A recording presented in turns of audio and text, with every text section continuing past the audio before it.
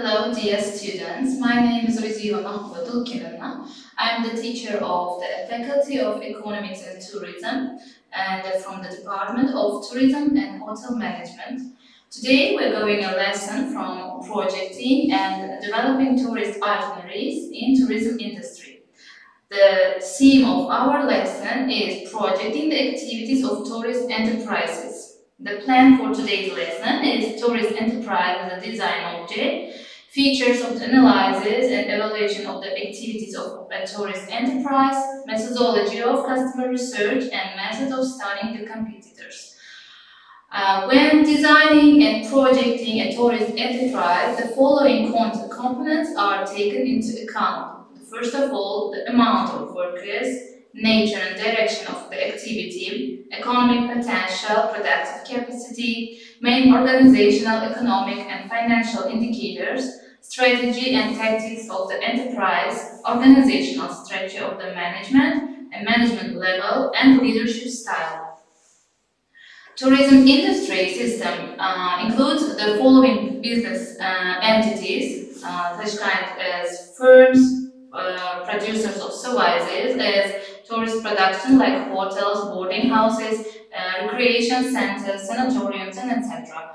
Tour operator companies, they're like tour developers and the wholesalers of the tourism products and services. Travel agencies as retailers of tourist products and services. Specialized firms like transport, catering, trade, recreation, and etc. What is travel agency or travel company is? A tourist enterprise is an independent economic entity whose main task is economic activity aimed at making a profit and meeting the needs of the population in recreation and organized trips. What are the functions of the tourist enterprise? The first function is production of products and services, marketing, procurement, sales, business process management, organization of activities, and financial activities. As we stop at a travel company or a travel agency, let's define the term itself. A travel company or a travel agency is the main enterprise of the tourism business, usually employing up to 15 people and which does not require serious investment to organize a business, but requires financial guarantees for its activities. The main tasks of a travel agency or a travel company are as follows. The first of all, provision of a wide tourist offer, ensuring the competitiveness of the enterprise, ensuring the quality of customer service, formation of permanent client groups, ensuring the financial stability of the company, determination of perspective direction of development, and etc. The travel agencies are classified according to the following criteria. They can be classified by travel destinations, they can be classified by specialization in tourism, they can be classified by the content of tourism activities and the completeness of service, and etc. Let's define the second plan. The second plan of our today's lesson is features of the analysis and evaluation of the activities of a tourist enterprise. The activity of a tourist enterprise can be analyzed only on the basis of a certain set of indicators. Economic, planning, analytical activity of a tourist enterprise is based on a system of indicators. According to the content, the indicators are divided into two groups. The first group is quantitative indicators and the second one is qualitative indicators. Quantitative indicators can be the answers for the questions how many, how often, or what promotion, and how much promotion. The qualitative questions can be the answer for how do you feel and what do you perceive. And as we start with the quantitative indicators, the quantitative indicators reflect the total value and volume of production activities and includes two subgroups. The first subgroup is parameters that give an idea of the economic potential of the enterprise, volumes of sales of services, number of employees, fixed and working capital, occupied area, including industrial buildings, and etc. And the second one is indicators characterizing various aspects of the economic activity in the enterprise. For example, profit, income and expenses, wages, costs, and etc. As we start with the qualitative indicators. Qualitative indicators can reflect the efficiency of the enterprise and the use of material, labor, and financial resources, including three subgroups. The first subgroup are the indicators of the economic activity of the enterprise. Examples for them can be profitability, level of profitability, level of distribution costs, labor productivity, turnover of working capital, capital productivity of fixed assets, and etc. The second subgroup of qualitative indicators can be indicators for assessing the financial condition of the enterprise, characterizing the composition of capital, dependence on attracted sources, the efficiency of using own or borrowed funds, the level of solvency in the enterprise, financial stability. The third subgroup of qualitative indicators are indicators that are of the competitiveness of the enterprise, including various criteria. The example can be market share, quality of goods and services, quality of the service, image of the enterprise, the level of development of sales channels and the information channels, the level of technological and technical equipment. The third plan of today's lesson is methodology of customer research. Let's define the basic methods of customer research and how can we conduct this kind of research. The first method is customer survey. Customer survey is the easiest way to find out. First of them is who are our customers and what do they want and what they think of our company. You can interview both your potential or real customers in this case. Typically, conducting a survey among clients of travel agency has the following goals. The first goal when you conduct a survey is to compile a portrait of a typical client of the company. What gender does he belong to or she belongs to? What age group do they belong to? What profession do they have? What is their income? And what are the purposes of travel, and etc. And the second goal is to find out the opinion of customers about the entire organization and its image, why they choose your company. The next one is from what sources did you learn about the travel agency? So where they can find this information? They can find it from internet. They can hear about it from mass media, from catalogs, from brochures or exhibitions, for example, or advice from friends, and etc. The assessment of customer satisfaction with the quality of service and working conditions of the office.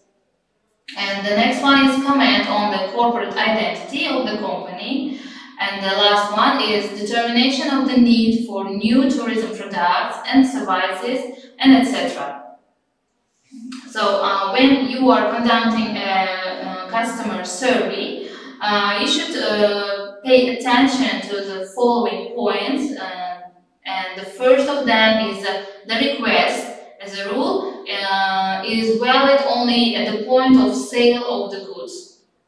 For example, the office of the company. Where is it situated and how does it look like? The second one is the survey should be short and understandable. The entire survey, oral, it can be oral or written form, should not take more than 10 or 15 minutes. As we know that in this busy life, people do not want to spend so much time on conducting the surveys which are not so interesting for them.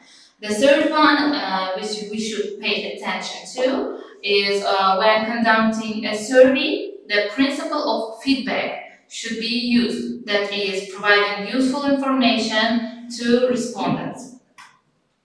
As we continue with the basic methods, we just learned from customer survey. The second method of customer research is focus group method. This method is specially selected participants who are chosen from the target audience of the company, discuss the proposed topic. So what do I understand with the target audience? Target audience, these are the group of people to whom you are paying attention to and who will be your potential customers in the future. The third method of customer research is analysis of the client base. This is a very effective method of analysis as it relies on well-studied statistical research methods. The customer base itself is formed in consolidated registers specially developed by the company.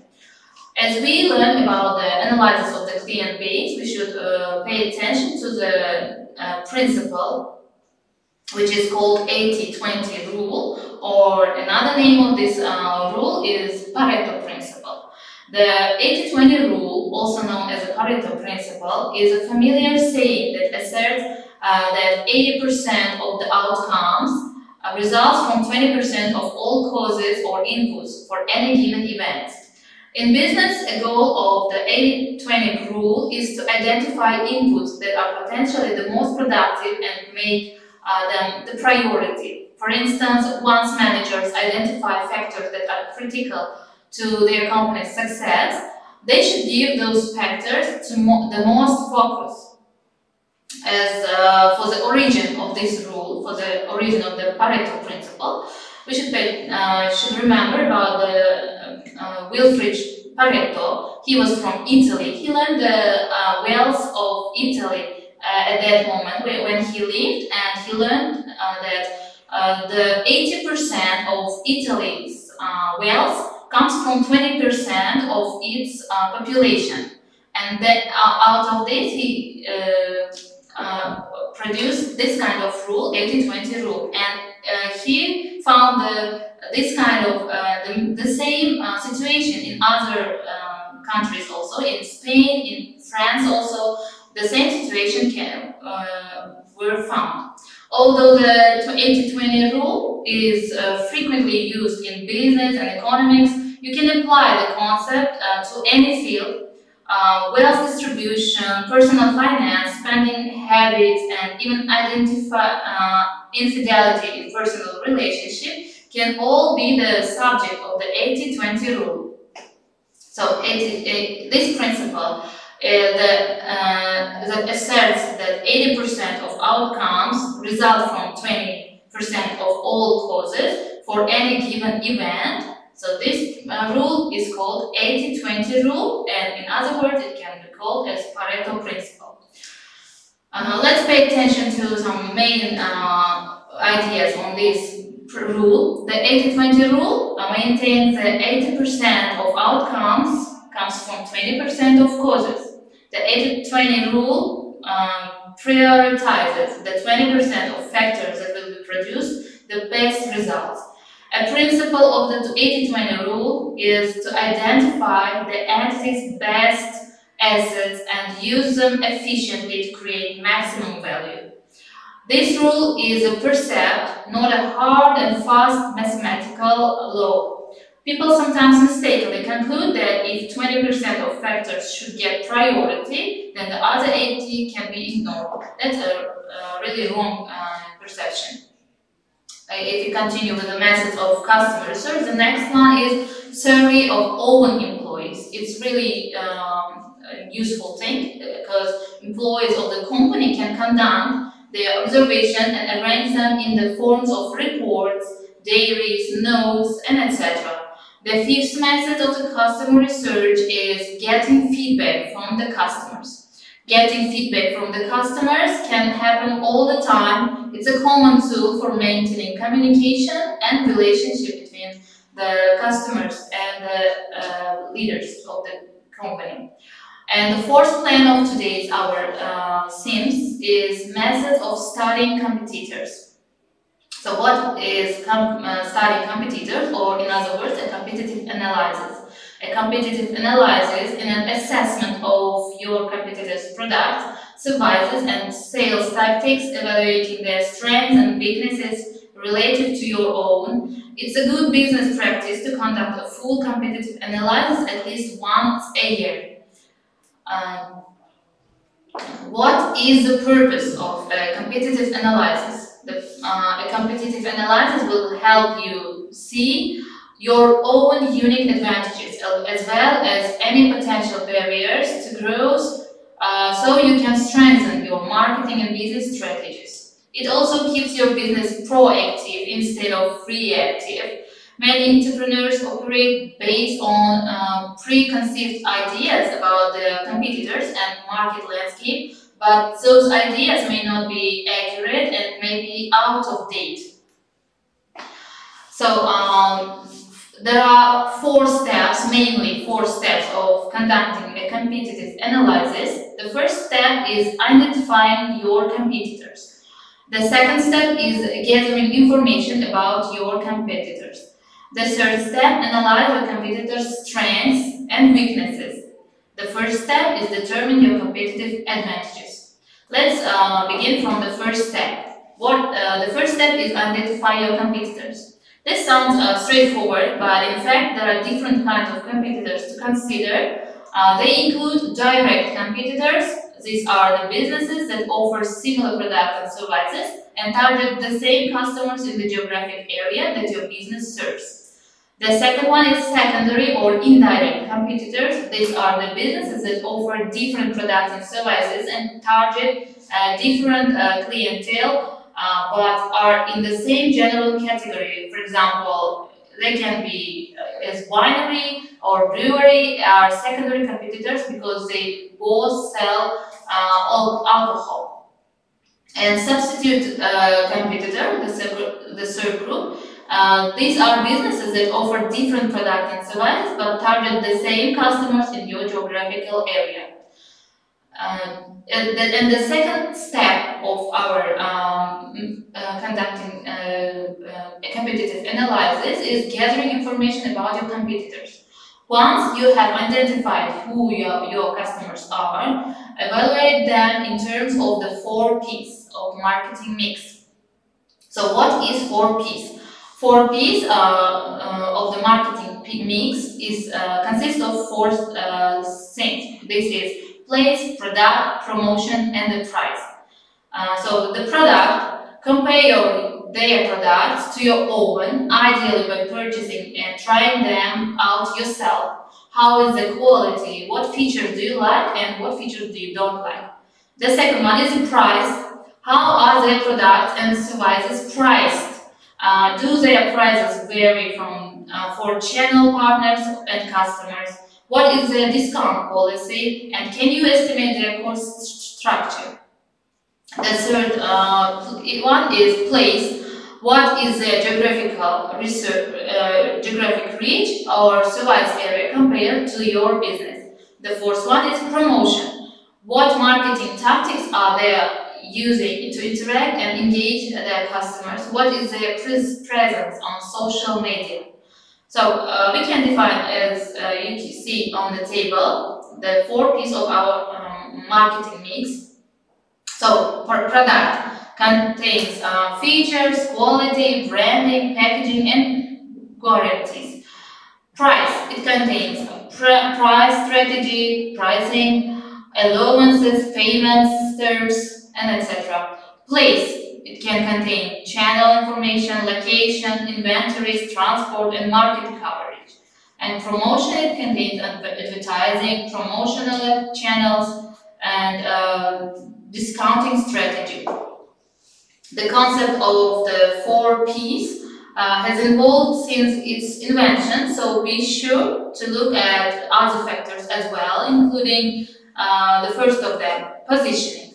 So review their websites, their social media, product documents, brochures, and catalogs. Who are their target market and what is their unique selling proposals? The next one is reputation. What are people saying about their competitors' products and services online and on social media? And how do the reviews compare to those for your business? The next one is people. How big is their organization? What is the general profile of the people they employ? The next one is partnerships. Who are their suppliers and how long have they been working together? And the next step is analyze your competitor's strengths and weaknesses. During the 2-hour session with your team, it's important that you can easily compare the performance of your competitors with your own start. And start you by ranking your competitors in the criteria listed above on the scale from 1 to 10 using a simple table like the one you see on the next slide. As you can see in this slide, you will make a table, prepare, and you will define your own business and choose several competitors. And you will put some marks from your own. And next, prepare a written evaluation of each competitor's respective strengths and weaknesses. For example, are they popular because of their location and visibility or quality of their staff? Are their prices too high? Does their product lack a key feature demanded by customers? Summarize everything that would make a consumer choose or not choose each competitor. And the next step of our customers' competitive analysis is determine your competitive advantage. The last step is, with all the information at your fingertips, it's time to figure out what the results mean for your business strategy. Analyzing the competitive landscape will help pinpoint your competitive advantage. It could be a distinctive strength that appeals to your target market and something you can build your own brand image and messaging around. Or if you see a weakness in the competition, you could lower the prices and launch new promotions to take advantage of the opportunity. And this is the end of our lesson. Thanks for watching.